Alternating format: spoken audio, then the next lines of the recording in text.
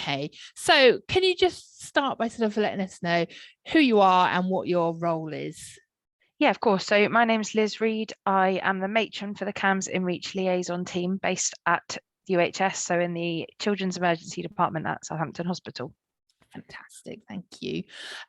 So I think what would be really useful to know, sort of from a parent's perspective to start with, is what's the process if you arrive at the ED with your young person, sort of your under 18-year-old, who is feeling suicidal. What is, or has attempted suicide, what is the process from the moment you sort of get through the doors? That would be really useful just to have a clearer understanding of what to expect. Yeah, of course. So it's the same process either way, but there is a slight difference depending on age. So kind of that 0 to 16, you would come in through the Children's Emergency Department. 16 and 17-year-olds have an option. They get to choose whether they go in through the adult pathway or the child pathway. Either way, what would happen is very similar to if you went to A&E or the emergency department for anything else, you would get triaged first by one of the clinicians in the emergency department, and then you would come through into either the adult pathway or the children's pathway. Normally you'd be seen by one of the clinicians from UHS first, so likely to be at one of the doctors, who would just get a bit of background, find out a bit what's happened, if there's any medical needs. So for example, if there's been some self-harm, that would be attended to, or if there's been overdose or something like that, then there's quite strict time frames around when bloods should be taken in overdose, but they would start that process of taking bloods and kind of doing all of the medical needs. And then they would refer into our team if they think there are any CAMHS or mental health needs, or even if a young person's well known to community CAMHS, or if they've never had any contact with any services. Either way, they would make a referral into our team. That would come through on a paper referral form. We have practitioners here Monday to Friday. We've got people here 9 a.m. till 10 p.m. And at the weekend, at the moment, we've just got somebody here 9 till 5 on a Sunday, although that's only because we've got some vacancies within the team. We're hoping that when they're filled within the next few months, we can step that up till Saturday and Sunday, 9 till 5. And so when the referral is received by my team, we will have a quick look at the presenting needs, etc. We will look up that young person, see if they are known to any local CAMHS services, just so we can make sure that we've got full information before we go and see a young person. Also, one of the bits of feedback that we sometimes get within CAMHS or in any mental health service really is that it's really difficult sometimes, especially when in crisis. Young people and families don't want to have to tell their story over and over again to different professionals, and so we try and get that background so that we don't have to go back into massive amount of history and make people repeat their story over and over again. But then one of my team will go and see the young person. Often, I mean, we generally tend to leave this down to the preference of the child and family, but where possible, we'll see the young person on their own, and we'll spend some time with parents on their own or whoever's with them, and kind of go through a bit of a assessment of how things have been. If the person's really well known to services, like I said, we don't really need to go into all of that background stuff. If it's their first time of seeing a professional, obviously we do often need to dig a bit deeper and go back a little bit further. But we'll do that assessment ideally in a private room here in the emergency department. And we try and work in a really young person and family focused way. So we're not just looking at everything that's difficult, although obviously that's really, really important, and risk, etc. But we also look into the positive things in young people's lives, their strengths, their hobbies, and what keeps them well as what to look out for if they're struggling. So we'll go through and do that full assessment. We will then go back to the office. The young person and family will stay in the department for a little bit, and we will do, if we need to do any liaison stuff, so if we need to phone other services, set up appointments, things like that, we can.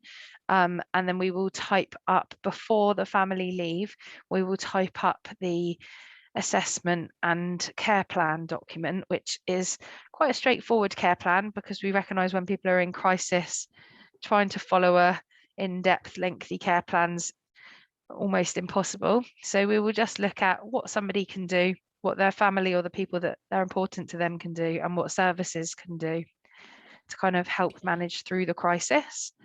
And the young person won't be discharged from the hospital until they've got a copy of that assessment. So there's something really tangible to take away, so that if they're really struggling, they can look at it. We'll also make sure on that document that there's future steps. So what's happening next, who's going to be in contact.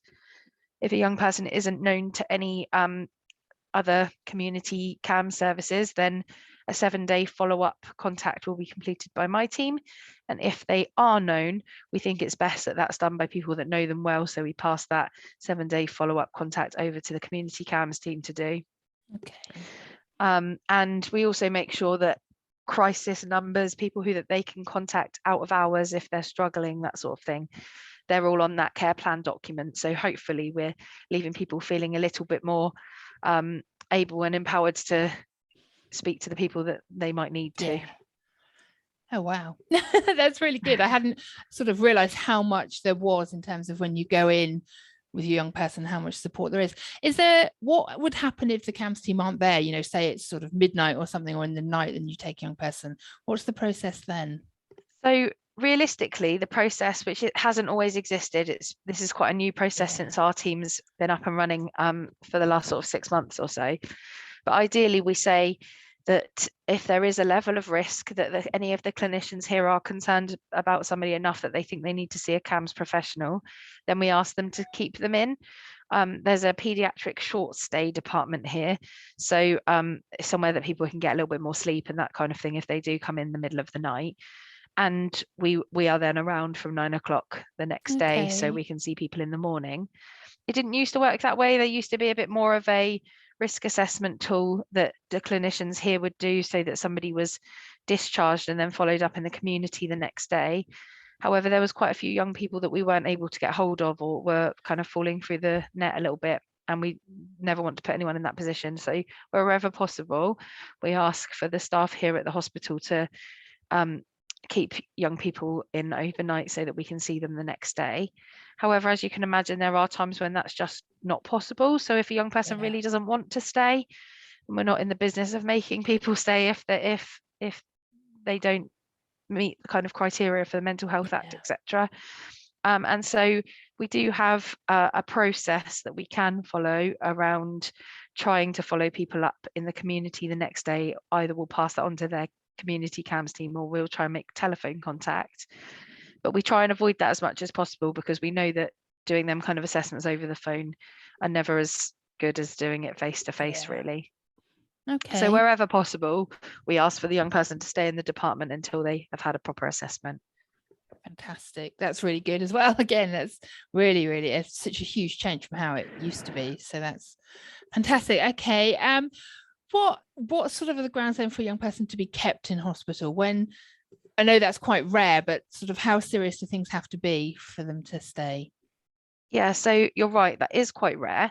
And I think that's one of the things that often worries both children and parents, is that they think that if they come to hospital, then they might not be allowed to leave.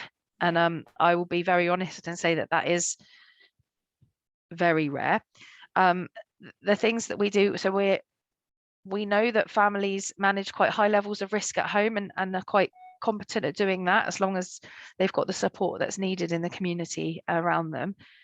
But the kind of red flags for us around young people, and us not being happy for them to be immediately kind of discharged from the hospital, is around that safety planning, really. So if a young person and their family really don't feel that they're able to be kept safe at home, or if there seems to be quite a significant level of intent to harm, we're looking for things like protective factors around what's keeping people safe in the community, and seeing if we can build on them, and who's around to support.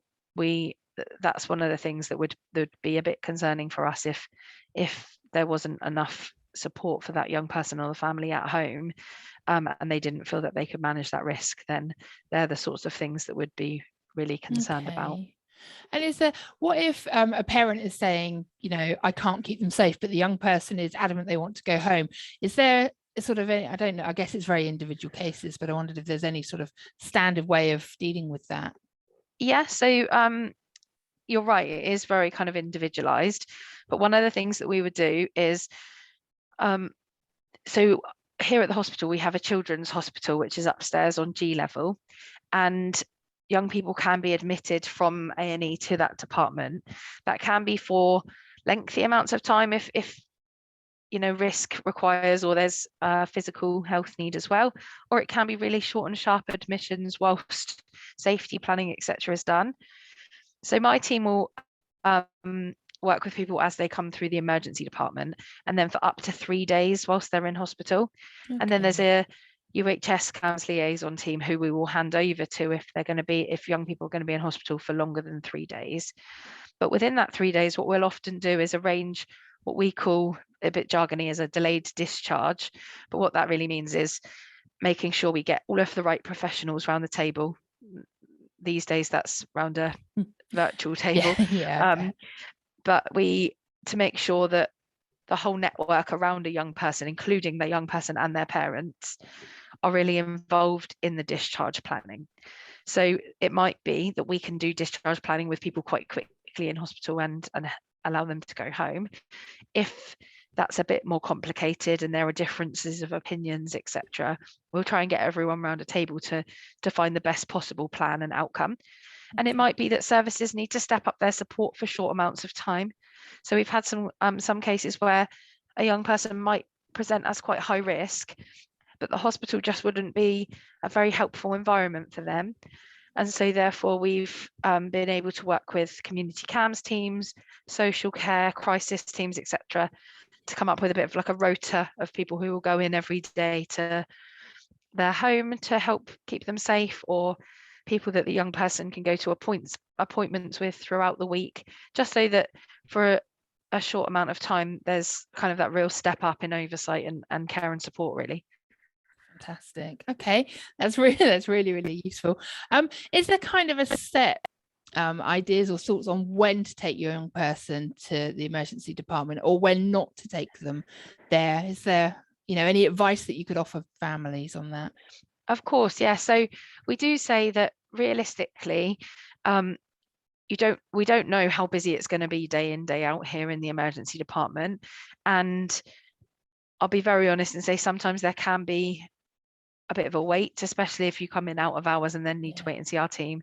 And it might be that there's quite a lot of young people with CAMHS needs in the department, and therefore I know that sometimes families do feel that they are left kind of sitting around waiting for us for a little while. So what we try and say is there's lots of help and support out in the community. And normally with teams that know families a lot better. And so my advice would be to kind of go to them places and people first. It's likely that things will get sorted out just a bit quicker that way. However, if people are really in crisis and don't know what to do or where to turn, that's the time really that if they feel very unsafe, that they've always got the option of coming here. But my advice is, if there are community teams or GP or the NHS 111 have the mental health crisis line, there's lots of other options that I think are worth trying before you decide to come into the emergency department, really, especially in this day and age of COVID and all sorts of winter flu pressures, etc. It's being in a hospital and seeing everybody behind a mask, or everyone worrying about PCRs and lateral flows, etc. It's not always the nicest environment for young people to be in crisis, but this is the front door if people are really struggling or really feel that the risk is very high, and therefore we will always see people if it's needed at that time. That's really good. What if, say, a young person is repeatedly, seriously self-harming or suicidal, and the family keep coming to the hospital? Are things treated differently, or? On a day-to-day basis, not really. So we will still treat people exactly the same, apart from the fact that if we know the young people quite well like I said before, we won't often need to go into all of that detail. What we are currently setting up, there is a meeting sort of that's existed for a while. We're setting up a brand new one at the moment, which is like a multi-agency collaborative meeting, where, again, similar to the delayed discharge meeting, we get all of the right professionals and the family and young person in a meeting to really hear people's views and see if there are things that we can do to be more supportive or to prevent admission here into hospital.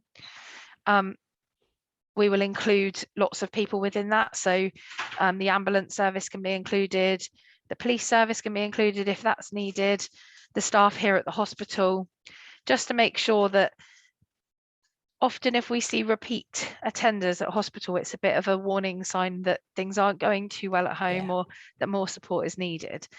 And so we will just try and step up the support around that young person and their family, and make sure that all of the bases are covered, to make sure that there's not more that could be done to help and support, really.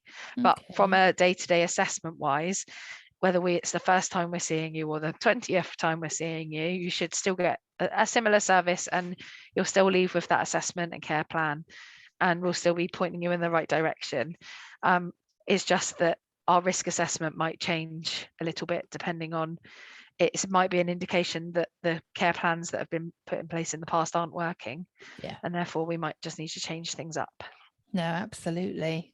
If a young person sort of having that delayed discharge and they've been taken up onto the ward, are they allowed to just walk out? So, I'm thinking sort of your 16, 17-year-olds, if their parents aren't there for a short amount of time, can they just leave, or do they have to stay there? It's really, really individualized. So it really depends on the case and the risk. So there's a bit of a variety is the answer to that. So if a young person is not detained under the Mental Health Act, then there isn't the grounds to hold a young person in hospital, and if they want to leave, they can. However, there is a caveat to that if the professionals at the hospital feel that that young person would present as a risk to themselves, they can use what's called a 5.2, which is a section of the Mental Health Act that is holding powers to keep a young person safe. They can be held under a section 5.2 that any of the paediatricians or anyone at the hospital, doctors wise, can put in place, which would then trigger the need for a Mental Health Act assessment. So somebody could be held under a section 5.2 for 72 hours whilst the Mental Health Act assessment is arranged. The other thing that can be put in place in the hospital is if we think that there's a high level of risk, then we can arrange for one-to-ones with qualified mental health nurses, etc. Again, if somebody is detained under the Mental Health Act, we can do that under the Mental Health Act. If somebody is not detained under the Mental Health Act, they can still be on a one-to-one, but they would need to consent to that level of observation. This is really interesting. Thank you. So if I'm just sort of trying to think what our families might sort of ask me. So if they're detained for that 72 hours, after that time, can they then, I guess they then go home, or if it's deemed that they're not sort of safe to go home, what's the next steps after that? So if a Mental Health Act assessment happens, what that means is you've got two doctors who are approved under section 12 of the Mental Health Act to do that assessment, and one approved mental health professional. So they will come and do the assessment, and then they have to agree on the outcome. And if a young person isn't detainable, then it kind of goes back to before the 5.2 was in place, and the young person would then be able to leave. If they were detained under the Mental Health Act at that point, that's when we would start thinking about referring into an inpatient CAMHS bed. I'll be very honest and say that there isn't a huge amount of inpatient CAMHS beds nationally. And often there's a little bit of a wait for a CAMHS inpatient bed. So one of the things that can happen is a young person could be detained under the Mental Health Act, but have to stay at the hospital here in Southampton until a bed becomes available within a CAMHS environment. Yes, that I've heard of cases of that happening, so that's interesting. And it's a shame. Ideally that wouldn't be the case, but unfortunately it is, and it's kind of the safest option, but not ideal. Yeah, no, absolutely. Okay, well, that's really, really helpful. What do you know, sort of, I know once a young person's 18, then everything sort of shifts and it changes and it's sort of out of your area.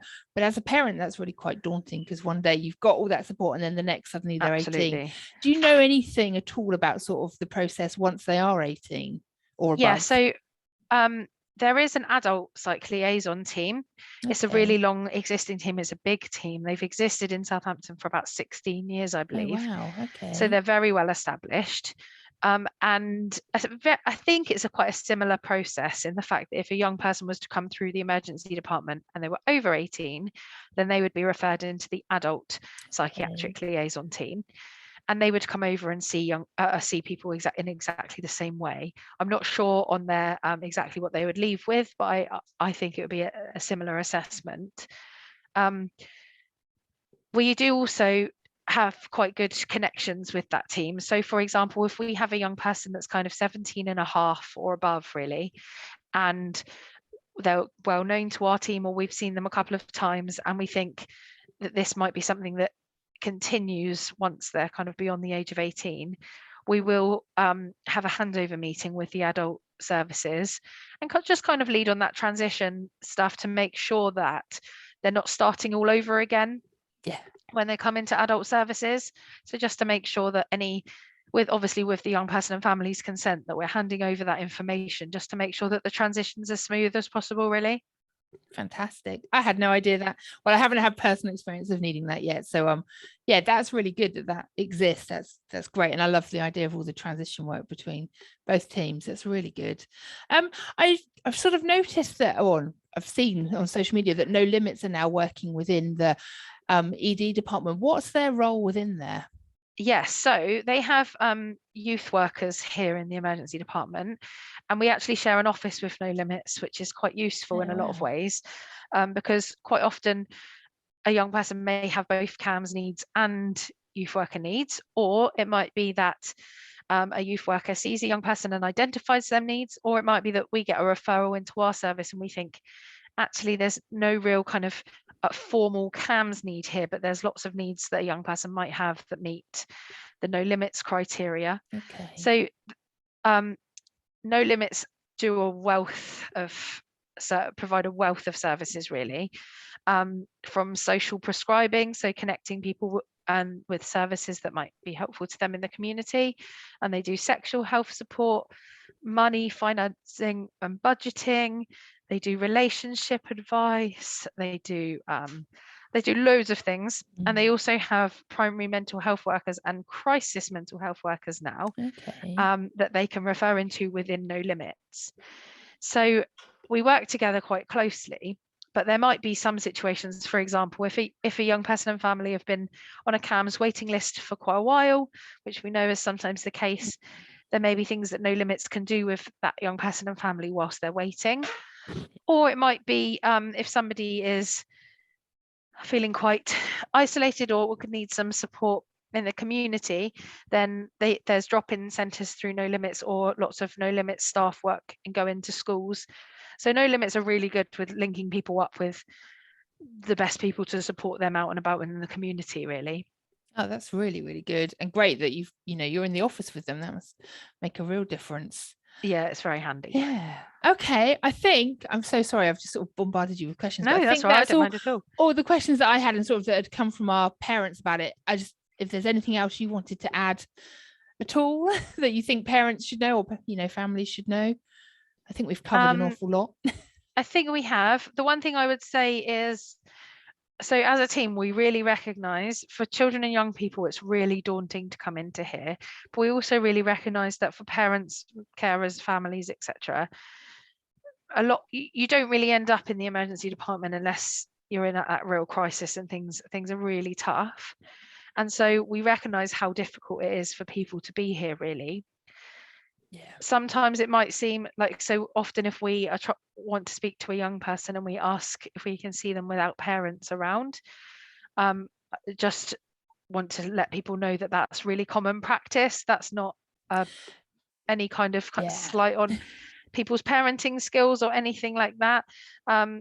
we often find that young people find it slightly easier to open up with a little bit less of an audience, really.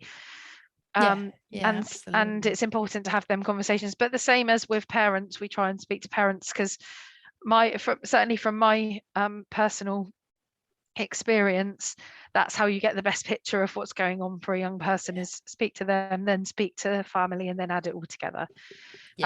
So we may well ask to speak to people's children or families without them, so please don't be offended if we do that. Absolutely. And also we do try and give supporting information and places that might help to families and parents, as well as children and young people, because we know it's a really tough time for parents, and that we do say it's really important that they're looking after themselves as well, so that they can look after the young people. So we do tend to give out lots of information, especially about Reminds, but a few other places. Good. So just a reminder that if we're kind of pointing people in the direction of other places that might be able to help, we're certainly not saying that they're not doing a fantastic job, because the majority of parents that we see really are. But we just want to help as much as we can, really. Yeah, absolutely. It's always good to know what else is out there. If there's anything you've got that you would like us to share, we have a specific Facebook group just for families in crisis. And as part of our CTR project work that we're doing, we're really happy to put anything on there or on the website, because I know sometimes parents get things and they don't look at it straight away, and then when they can come back to it, they can't always find it. So yeah, we'd be very happy to share anything. The only other question I can just think of is there anywhere when you go into the emergency department while you're waiting to be seen, is there a quiet room that, you know, if your young person's really struggling, particularly some of our autistic young people, is there somewhere they can go just while they wait to be seen? Yeah, so that's something that I know that the hospital here have been trying to work on for quite a while. It's from patient and family feedback, really. There's a small room at the moment that people can use to wait or to see people, but when I say it's a small room, it really is just a small room with a couple of chairs, which really isn't ideal. I know that there's plans and work for one of the bays within the hospital ED department here to become really kind of mental health friendly, low ligature risk, just a more kind of supportive environment. But I'll be quite honest and say that until that's up and running, it's not an ideal place or an ideal situation for young people where they're really, really struggling. We try as much as possible and individualized to change that, to make changes that are specific to that young person. Within the adult part of the hospital, there is an enhanced care suite that we can use if people are really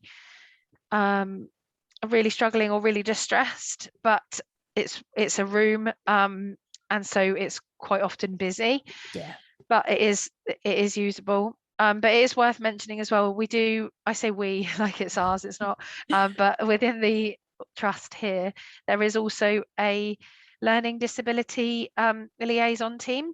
So often if we have young people that come in with additional kind of needs, maybe sensory needs or ASD needs that are, you know, the hospital environment can be really difficult with, we can refer into the liaison team for learning disabilities, and they have a couple of really fantastic staff who are unbelievably knowledgeable about that side of things, and will come and help and make suggestions on how to change the environment, etc. So as much as possible, we pull on the experts that we've got around us to help, really. Yes. And would that team help? Obviously, you know, we have a lot of young people with autism, but who don't have the learning disability. Would they still qualify to see that team? Brilliant. Yeah, absolutely. Really, they have a whole autism specialist pathway within that team. Oh, wow. Oh, I should talk to that team. You should. I will. I can send you over some email addresses. Yeah, that would be really helpful. Okay. Wow, there's loads going on. Thank you so much for just going through that. That's all right. That's answered a load of questions, and I've learned things that I didn't, know were even there. So it's been really, really useful. No problem at all. Thanks for your time, and I'll stop recording. And